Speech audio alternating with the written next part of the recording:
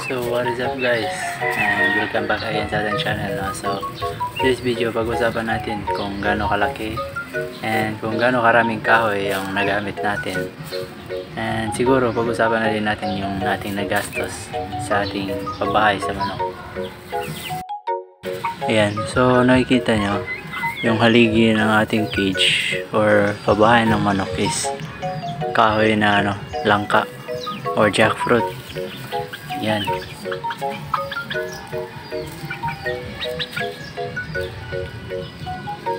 And bali apat na kahoy na haligi.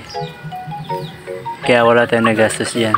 So yan, sa test naman, yan, mga 2x2 na kahoy yung ginamit, and naglagay din tayo ng mga trapal para hindi makalabas yung mga manok, and tulong na rin yan para hindi mabasa yung loob.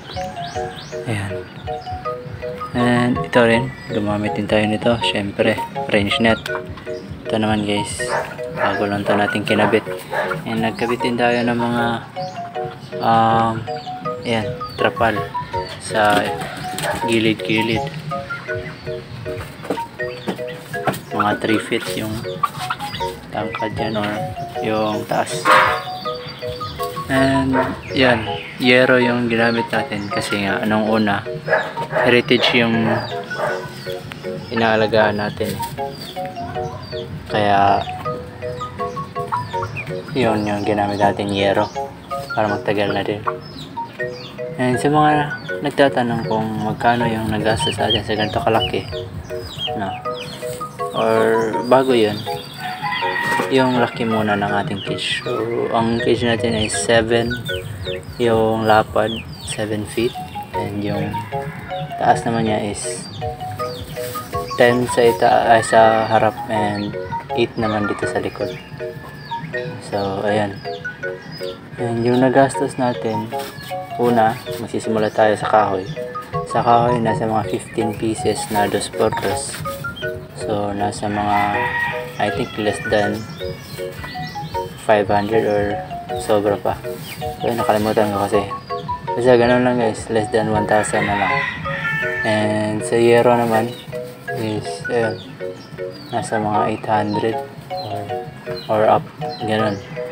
And ano ba? Pako. Sa pako naman, konti lang. Hindi masyadong malaki yung gastos natin sa pako. Sa range net, nasa mga 400 plus. Kasama din yung shipping. Sa totoo lang guys, malaki pa yung sobra ng range net. Yung sobra na range net natin guys is ginamit kasi sa isang cage din na dating kulungan ng baboy, and ayan, kinonvert into a chicken cage. So ayan, 400 plus.